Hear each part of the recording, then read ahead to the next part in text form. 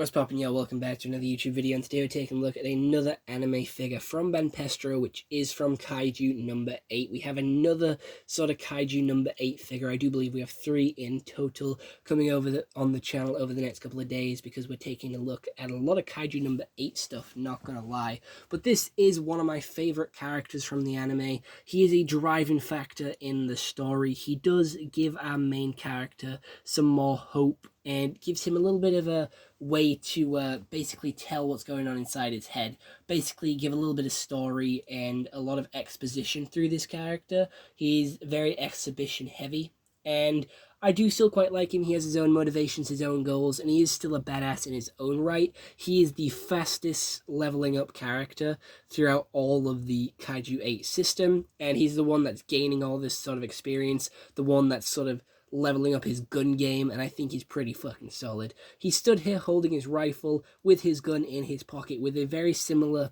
stance to the other character that we took a look at yesterday, and he is a lot more chill, a lot more calm, a lot more happier in his facial expression, which we can see with his printed eyes and mouth, and also his printed sort of tech on his shoulder, his sort of logo there.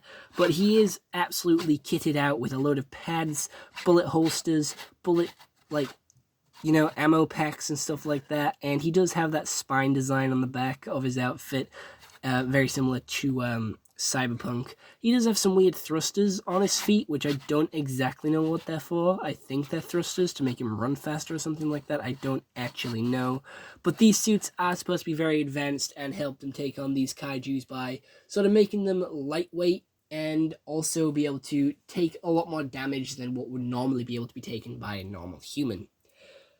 His hair design is pretty cool, and he is a very confident character. I do believe he's played by the same voice actor that plays Yuji Itadori, so it is very interesting to see Itadori in yet another anime, but it is still cool. It is still cool to see him, and he fits quite nicely in my shelf. He hasn't got too much of a sort of standout-ish pose. He's kind of just chilling, vibing, and he's ready to deploy. He's ready to hell dive when needed. He's ready to go into action, and that's what I like about this character. Again, I did get this from eBay. I got this for £30 in a bundle for 2 of them, and it was shipped all the way from China, which is absolutely incredible. And to be fair, it's pretty quick delivery. It was a pretty fast turnaround from when I bought it to when I got it, so that's also incredible. Make sure to go check out some sellers on eBay, because they're absolutely incredible and really quick at getting me my anime figures, which is sort of my place which I go to now. It's either Amazon or eBay. They're the 2 places that I go. eBay normally has a wider variety of anime figures for a cheaper price, but it comes from like the other side of the world. It comes from far, far away, whereas Amazon is right on my doorstep and comes within the next day. So that's my choices. I can either get it next day, or I have to wait like a month or 2 to get it shipped to me from like the other side of the world.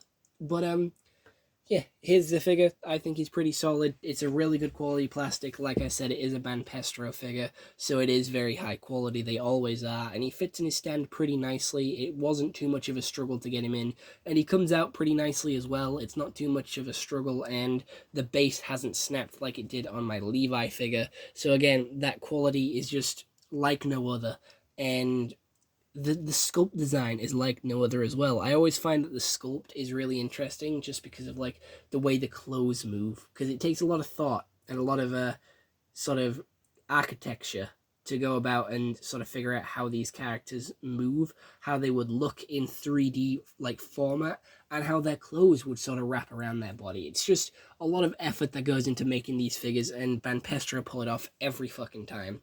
But other than that, I hope you all enjoyed. I'll see you all next. I hope you all have an excellent day, and goodbye. Stay home and stay safe.